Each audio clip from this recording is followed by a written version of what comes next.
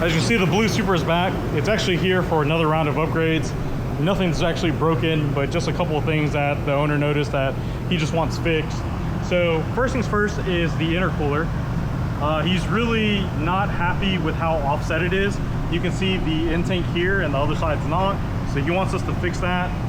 Hood cable's not working, or it's too stretched and it takes a lot of work to play around to get it to shut or to open it. So we've got a fresh hood cable from Toyota here that we're going to be throwing on. A couple other tidbit here, things here and there, but we're going to get started on what we can do right now. So as you can see on the Supra, we've got all the brake stuff back off again. That's because we ended up deleting the ABS block. Now the ABS block wasn't even working. We don't know if it was clogged or what, but ABS definitely wasn't working. I'm pretty sure it's because like the wheel speed sensors aren't attached. We found a bunch of cut wiring there, but owner actually never even noticed that he didn't have ABS. So we got the ABS delete kit from our friends over at PHR, and it's pretty simple, nothing too crazy here, but it, you know, but basically a bunch of lines and fittings. So you replace all the hoses in the front though. So from the master all the way up to the front calipers are gone, and then the two rear hard lines are retained as seen here in this diagram. So we've got that all done, and that's cleaned up quite a bit of space here. So we've got a lot of stuff that's freed up in this area. Now another complaint that he had was the catch can. So with the catch can, he noticed that when the car was cold and he would start it up, as he would start driving, condensation would come through here and then it would blow through the car, and then he said that the smell is really making him sick. So we've got to figure out something that's what to do about this here. And we did confirm that it was the catch can because there is oil residue all along this. You know, as the condensation is building up and it becomes kind of like steam, it pushes it out and it has to go somewhere. So what we're going to do now is we're probably going to pull this filter off and then basically put a fitting on through here, and then weld a fitting here, so that way we can pull it through and let the engine burn it off. Now another thing too is that we've got to redo this charge pipe here. So if you look here, you'll see that it's only got a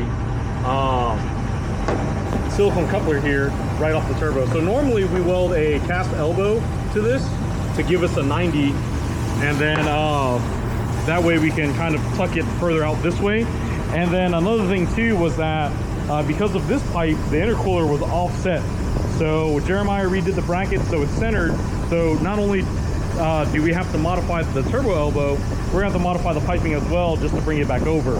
I think though, with the 90-degree cast elbow, I think it'll actually pull the pipe further this way and potentially could straighten everything out. Now, do I know for a fact? I don't. But, you know, it's piping. It's literally something that Jeremiah does on the daily. So not a big deal there. Get that all situated. As you can see, he's got two lines coming off the valve cover here, and the two fittings went directly into here with the filter. The problem is that, hopefully you guys can see it, but the baffling is right there, but the hole is right there. So one of the valve covers wasn't really even baffling. It was just going directly into the can out of the filter, so it wasn't doing anything. So I told the customer we're going to try to move the fittings. We're going to try to bring this fitting down here, and then we'll basically cap this off altogether, and then we'll run another fitting to here, and then that way it'll actually just pull through the motor, and hopefully that will get rid of the smell.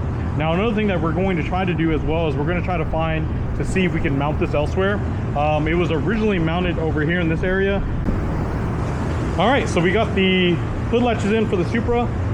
Those went in, and we have a new hood cable, and we've already tested it, and it opens and closes great. Whereas before, man, we were just constantly fighting to get it opened up. So we got that all done here. Today, what we're going to do is we're going to remove the compressor housing so we can weld on an elbow into this pipe, and then make modifications to this cheapo catch can here. Another thing that we also ended up fixing as well is the oil cooler. So the oil cooler was put down through here, and it just it was just put through here with some self-tapping screws. And so we ended up moving it, and the power steering cooler was just kind of like sitting there. So Jeremiah made brackets to mount this all in. And if you guys may or may not notice, we've got this AC condenser back here. So we are converting to electric AC.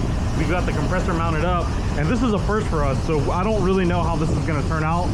So on the Supra, we actually found out why the intercooler is offset. This pipe right here that comes right off the intercooler, it's a tad bit too short. So we're going to have to add a section to it. Oh, how thoughtful, Jeremiah. So you guys can see that it's lined up here, but down here there's a pretty large gap between them, and that's actually the distance basically of the intercooler getting shifted over. So we got some odds and ends that we need to wrap up on the Supra here.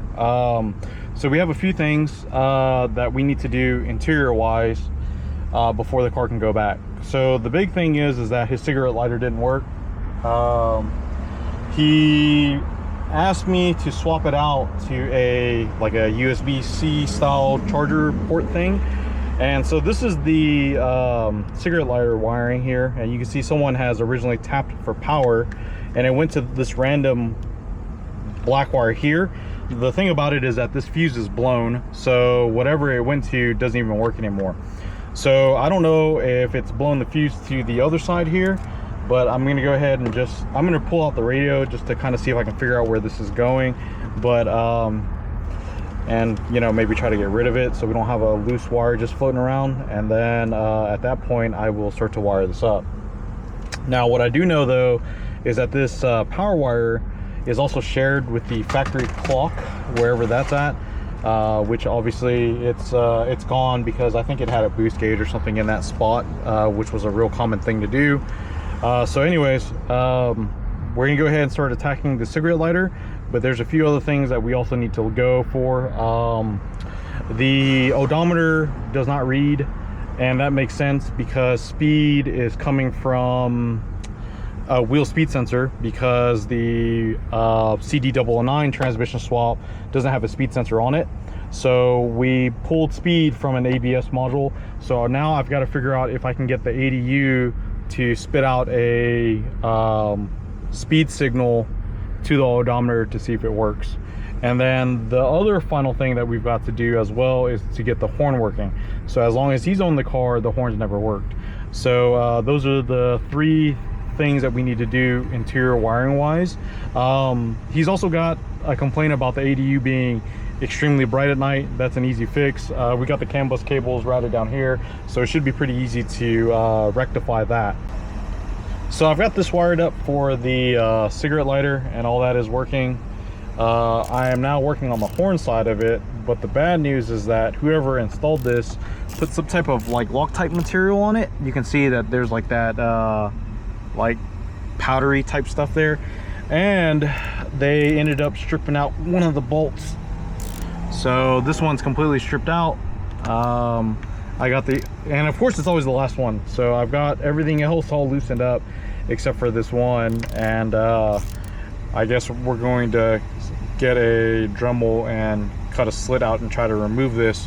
But the problem is because there is a Loctite type material in it, it may not come out very easily. So service manual beat me up on this one, guys. So the service manual says that the horn wire to the horn relay, so the wire that gets grounded to activate the horn relay, is a blue with red stripe. So I looked all up and down the whole assembly. Now, so on the Supra it's a little bit different, but this switch, multifunction switch here, which is obviously the turn signals and headlights and all that, it's supposedly all integrated in one unit. So it reaches now all the way down to this large connector down here. You'll see the airbag connector and then a black connector beside it. That blue/red wire is actually in there, and then it becomes a green wire, which is this green wire right here. Now I had initially assumed that this was the horn connector, and I grounded it and I got nothing out. Well, the reason why we got nothing out was because the horn itself is no good. So we pulled the horn out and a bunch of like water came out of it, believe it or not. So we ended up unplugging it, and we found the wire for the horn. We took the horn wire, which is down here in the corner, which is a blue and black stripe wire. It's in this corner. I know it's dark to see, but it is in here. And so we put a test light on it, and when I went to go ground the green wire, we had power here. And then thusly we also had the horn relay clicking as well. So all the wiring from there to there is good. but the horn itself ended up being bad, and like I said, the caulk spring itself is missing. So now the problem is that the caulk spring for the Mark IIIs are discontinued. So 93 to 97 looks like it's one singular part number, and then 98 up is a different part number. Now, what I do know is 98 up is the same as the IS300, and I read online from some of the forums that the IS300 caulk spring may fit, but then there was a little bit of chatter about how the hubs, some people said that the hubs would interchange and others did not. So I looked up on NRG's website, and NRG does have two different part numbers for the Mark III Supra and then the IS300. So I'm going to see what the owner wants us to do, so I'm going to leave this alone now. So I've got a little bit of diagnostic time into that, but we'll go ahead and we'll move on to the next thing.